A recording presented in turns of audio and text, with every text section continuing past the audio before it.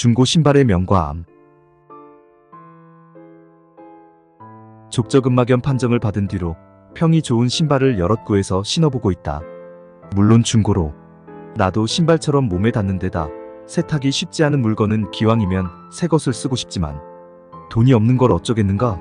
15만원을 호가하는 신발을 이 브랜드 제품, 저 브랜드 제품 하나씩 사서 시험하는 건 어지간한 유튜버나 갑부가 아닌 다음에야 불가능한 일이다. 게다가 신뢰성이나 위생 문제가 다소 마음에 걸리더라도 가격 앞에서는 마음을 바꾸지 않을 수가 없다. 정가 20만원쯤 하는 물건을 2만원쯤에 구할 수 있다면, 심지어 겉보기에 별 문제도 없어 보인다면 다른 문제는 적당히 제쳐놓게 되는 게 사람 마음이다. 아니, 설문조사 따위를 한 것도 아니니까 적어도 나는 그런 편이라고 정정하자. 아무튼 나는 과도할 정도로 중고 제품에 의지해서 사는 사람이라 보편적인 사람으로서의 대표성은 다소 부족하겠지만, 사람이란 보통 한정된 기회를 놓치는 데에서 큰 손해를 느끼게 되어 있다고 하니 잘못된 생각은 아닐 것이다.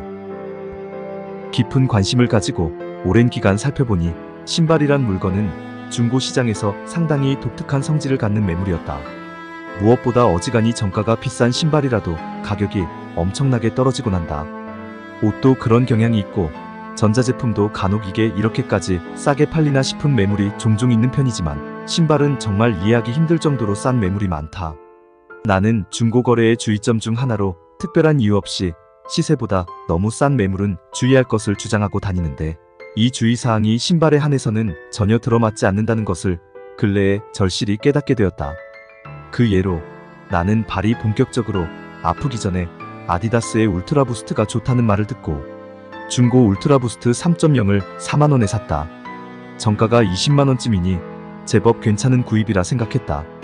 그런데 불과 며칠 뒤에 울트라부스트를 채용한 다른 라인업인 노마드 모델을 줍고 말았다. 중고로는 3만원쯤 하는 물건으로 더 패셔너블할 뿐더러 심지어 신어보니 3.0보다 편하고 잘 맞았다. 그리하여 주워온 이 녀석을 주로 신게 되었는데, 가피가 흰색 천이라 흙먼지를 잘 빨아들이는 게 매우 난감했다. 무슨 문제를 처리할 때 돈이 덜 드는 방법부터 고려하는 나의 기본 습성대로라면야 자주 빨면 그만이라고 생각했을 것이다. 그러나 이번에는 그렇지 않았다. 주워와서 세척해보니 흰색 천으로 된 운동화를 깨끗이 빤다는 게 여간 힘든 일이 아니었기 때문이다. 특히 주름이 잡히는 부분을 따라 백인 희미한 얼룩은 아무리 솔질을 해대도 도무지 지워지지 않아서 수출 희게 빨아오라는 명령을 받은 전래동화 속 주인공이 된 기분이 들 지경이었다. 결국 빨래를 집어치우고 아예 세탁소까지 가봤는데 거기서도 주름의 얼룩은 지울 수 없다고 선언했다. 이유는 모르겠지만 잘 안 진다는 것이다. 아무리 흰 신발이 깨끗하고 화사하고 예쁘다고 생각하더라도 이런 고생을 해보면 우수에 찬 흡혈귀처럼 어둠의 품으로 돌아가지 않을 수 없다. 나는 흰 신발을 깨끗이 유지할 방법을 찾는 대신에 일상용으로 신을 검은색 노마드 모델의 중고 매물을 찾아내서 구입했다. 이 녀석은 울퉁불퉁해서 때가 잘 끼기로 악명 높은 울트라부스트 중창 부분도 검은색이라 관리가 너무나 편했고 심지어 발에도 더 잘 맞았다. 게다가 가격은 고작 23,000원. 덕분에 족저근막염 대책은 사실상 끝났다고 할 만했다. 처음부터 이 녀석을 샀다면 딱 2만원 정도로 골치 아픈 매매와 비교 없이 모든 게 깔끔히 끝났을지도 모르겠다. 중고 신발 가격은 어째서 이렇게까지 떨어지곤 하는 것일까? 나는 요 몇 달간 이 현상을 매우 신기하게 생각하며 이유를 고민했는데, 내 발에 맞지 않는 나이키 트레킹화를 장터에 내놓은 뒤로 값이 한없이 내려가는 걸 지켜보는 동안 구매자와 판매자 양쪽의 생각을 조금 이해하게 되었다.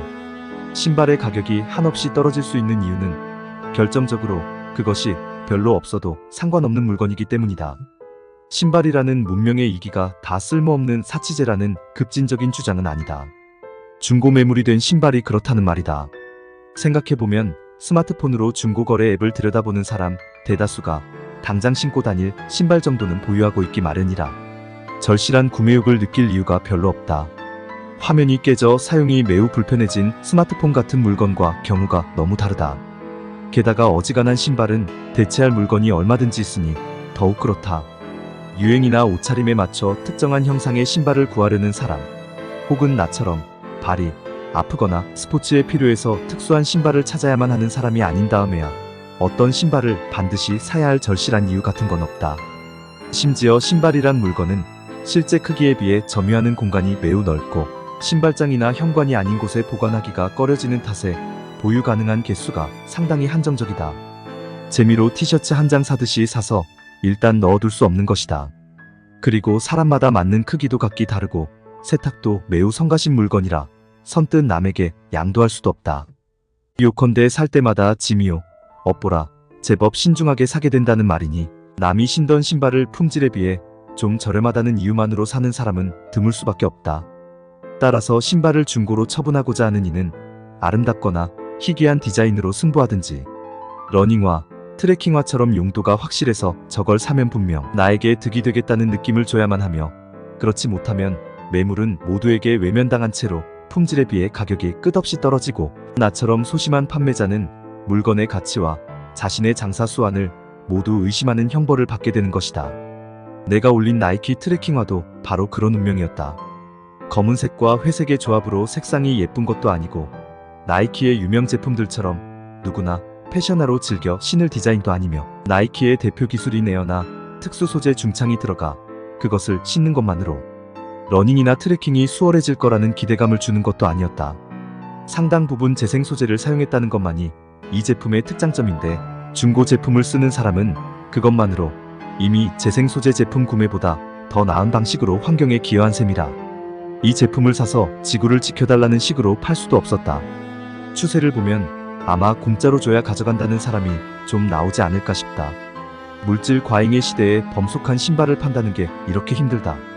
그런 한편으로 신발을 파는 게 힘든 만큼 사는 건 쉽다는 게 그나마 희망적인 부분이다. 나이키의 한정판 모델이나 고가 모델은 중고라는 단어 자체를 비웃듯이 비싸거나 심지어 정가보다 오히려 더 비싸진 경우도 있긴 하지만 희소하지 않은 모델을 적당선에서 찾기로 작정하고 사이즈와 가격을 설정해 검색하면 무난히 잘 신을 수 있는 괜찮은 신발이 얼마든지 있다. 이 신발 구경에 맛을 들이면 헤어나오기가 힘들 지경이다. 나도 족저근막염을 핑계로 신발을 벌써 여러 켤레 샀기에 단호히 말할 수 있다. 다만 중고 거래라는 게 원래 그럴 수밖에 없듯 중고 신발 구매도 조심할 부분이 적지 않다. 아니, 다른 품목의 중고 제품보다 조심할 부분이 더 많은 것 같기도 하다. 일단 무엇을 보고 신발의 전반적인 상태를 짐작할 수 있을까? 나는 사진에서 밑창 뒤축과 안쪽 뒤꿈치 부분, 즉 갑부를 먼저 본다. 이 두 부분이 가장 먼저 닳는 부위이기 때문이다.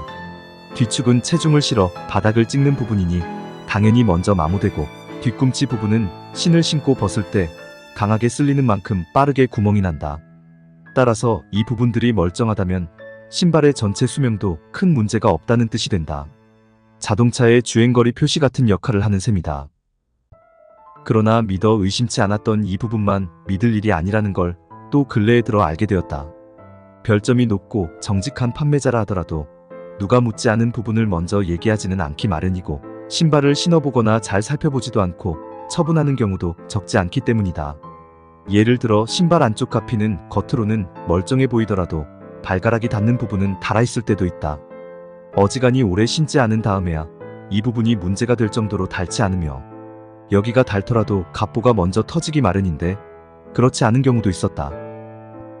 얼마 전에 타이어에 반도 안 되는 값에 산 골든구스 스니커즈는 갑부가 스웨이드 재질이라 멀쩡했던 데 비해 새끼발가락이 닿는 부분은 조만간 구멍이 날 판이었다. 그러니 마음 같아선 구매 전 문의를 할 때 신발 안쪽도 사진을 보여달라 고 싶지만 신발의 깊은 곳은 신발끈을 다 풀어서 혀를 뒤집어 까기 전에는 사진 찍기가 매우 어렵다. 판매하는 입장에서 생각해봐도 이런 짓은 별로 하고 싶지 않다. 신발 밑창의 상황을 보고 말로 묻는 게 그나마 최선이 아닌가 싶다. 판매자가 세탁을 깨끗이 해놨다는 말 역시 별로 믿을 일이 아니라는 것도 몇 번의 경험으로 깨달았다. 한 번은 평점도 좋고 제품 상태도 설명도 믿을 만한 판매자가 깔끔히 세탁하고 판다는 신발을 사서 깔창을 바꾸려고 보니 이게 웬걸 깔창 끝부분에 막대한 양의 먼지가 뭉쳐 있었다. 신발 가게에서 봤다면 나는 물론이고 직원까지 순간 얼어붙을 만한 수준의 먼지였다. 발가락 쪽에 뭉쳐서 달라붙은 먼지는 보통 오래도록 신고 안쪽을 관리하지 않은 신발에서 볼 수 있는 현상이다. 다른 부분은 신을 신고 벗는 동안 자연히 닦이지만 발가락이 닿지 않는 부분에는 밀려 들어간 먼지가 고스란히 쌓여 뭉치는 것이리라. 그러니 판매자가 신발을 깨끗이 세탁했다는 말은 거짓일 가능성이 높았다. 신발 바깥은 깨끗했으니까 세탁이 아니라 세척을 한 게 아닐까? 아무튼 제품이 아무리 좋아도 위생적으로 불쾌감을 느끼면 정이 떨어질 수밖에 없다. 나는 해당 판매자의 팔로잉을 취소하고 말았다. 7월 초에는 당근 마켓에서 사용감이 약간 엿보이는 아디다스 컨티넨탈 80이라는 흰색 가죽 스니커즈를 4,000원에 샀다. 판매자가 마침 근처 주민이라 속전속결로 거래할 수 있었다. 아들 신발장을 정리 중이라는 판매자는 깨끗하다고 주장하기에는 다소 부족한 신발을 보여주면서 세탁소에 맡겨 세탁했지만 가죽 특성상 아주 깨끗하게는 되지 않는다는 설명을 들었다고 말했다. 나도 일반 세탁소가 신발까지 잘 처리하지 못한다는 것을 이미 체험한 터라 그럴만도 하다고 생각하며 구입했다. 게다가 나는 흰색 가죽 운동화는 약간 사용감이 있어야 신발로서 생동감이 있다고 여기는 터라 그 정도로 더러운 건 허용 범위였다. 그런데 이 신발 집에 놔뒀던 가죽 전용 클리너로 닦았더니 훨씬 더 깨끗해지는 게 아닌가. 좋은 일이긴 하지만 어처구니가 없었다. 판매자가 세탁을 안 해놓고 세탁소에 맡겼다고 한 것일까? 아니면 세탁소가 세탁을 대충 해놓고 가죽 특성이 그렇다고 둘러댄 것일까? 양쪽 다 그럴듯하지만 나는 세탁소가 이를 대충 했을 가능성이 높다고 생각한다. 가죽 특성이 그렇다는 변명은 평범한 사람이 지어내기엔 너무 창의적이다. 어차피 4,000원이라는 헐값에 팔 거라면 굳이 애써서 그런 변명을 덧붙일 이유도 없다.